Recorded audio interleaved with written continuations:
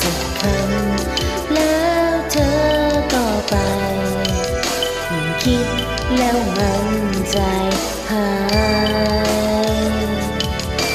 อยากให้กันมาใช้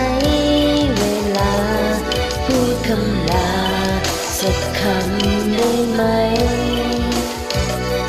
แล้วจะปล่อยให้เธอทิ้งกันง่ายได้จบวันและคืนที่ผ่านมาหากมันอาจยืดเวลาก่อนเธอจะทิ้งกันไปหมื่นคำลาก็จะฟังหากมันช่วยรั้งเธออยู่สักแค่นาทีจะเจ็บช้ำสักเท่าไรต้องทนต้องฝืนเท่าไรจะแลกเวลาคำสุดท้าย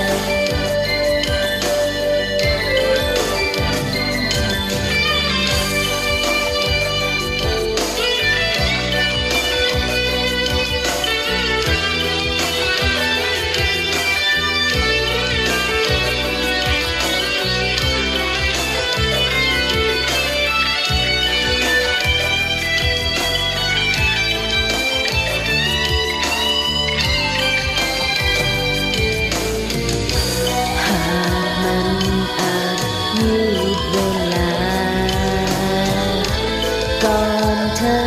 จะทิ้งกันไปหมื่นคำลาก็จะฟังหากมันช่วยรั้งเธออยู่สักแค่นาทีจะเจ็บช้ำสักเท่าไรต้องทนต้องฝืนเท่าไรจะแลกเวลาครั้งสุดท้าย